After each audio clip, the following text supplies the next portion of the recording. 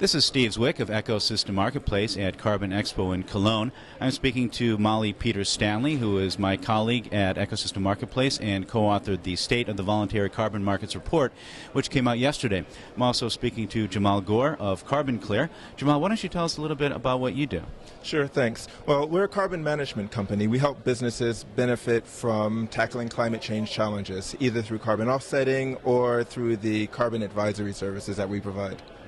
And you also co-sponsored the report that Molly put together, right? Yes, that's right. Okay, and what is it? What are you looking for from a report like this? Well, we wanted to help demonstrate to the market as a whole how the voluntary carbon market has evolved and grown over time. And we've been champions of quality carbon management and carbon offsetting pretty much since the beginning. We felt that this report adds credibility to the efforts that we've put in over the years. Molly, what is from your perspective, the key take-home message of the report that you issued yesterday? Well, I think the take-home message, especially for groups who are actively engaged in working with purely voluntary buyers who are seeking to offset their emissions, is that they're still there. In Europe, there was a pretty tremendous financial trouble in 2011. And even then, despite that, we saw growth in demand for offsets. And in the U.S., where there's not a whole lot of federal guidance on greenhouse gas emission regulations, we saw a tremendous increase in offsetting. And so, and even from the developed world too. I mean, worldwide, it's something that continues to happen, regardless of the more sort of macroeconomic issues. And from your perspective, as someone who is trying to make a living in this field, what do you feel is the most important, the real take-home message from the report? Is there anything that you got that would alter the way you do your business or alter the way you structure your plant? Sure, thanks, Steve. Well, I think there are a few different observations. One of them is that historically the voluntary market has been seen as sort of the stepchild of the compliance market. And the events of the last year have shown that the two really can stand separately, and the voluntary market can stand on its own. The companies that are buying carbon credits and offsetting voluntarily are doing it for their own reasons, because they see business value in managing their carbon emissions.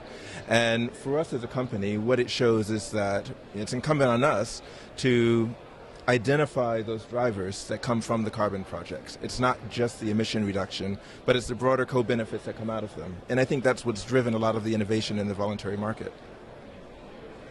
You have anything to add to that? Actually, I'd really like to ask a question of Jamal. One of the things that we've seen emerging in the report is the focus on domestic markets. Obviously, you guys are in the UK, where we've seen a number of programs come up, and internationally, too, there are those options now. But how do retailers feel about the presence of those programs, and whether or not, it's actually possible for them to make an entrance into those marketplaces? Or, do you think that that's something that will be left to domestic companies while you continue to focus on your primary customer base? Well, I think that there are two different types of domestic markets. One is the compliance markets in California, in the US, for example, or in Australia. And I think that those are perhaps best left to project developers within those economies to supply and serve them.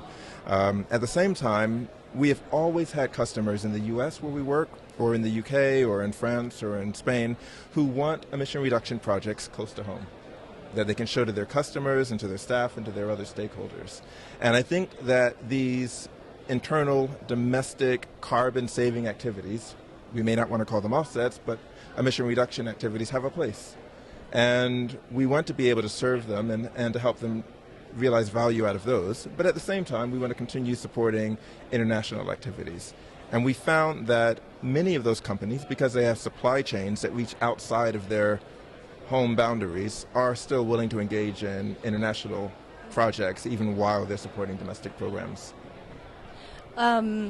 So, speaking of supply chains, one of our findings this year was that some companies, especially in developing countries, are supplying European and American retailers in particular,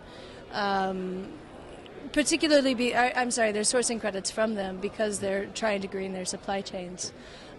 Is that a trend that you've also seen, or? I think it started. I think that there are more and more companies that want to, well, they want to do two things. One, see if they can generate emission reductions that can result in saleable credits, because they're companies and they want to make money, and I think that that's a perfectly valid thing to do.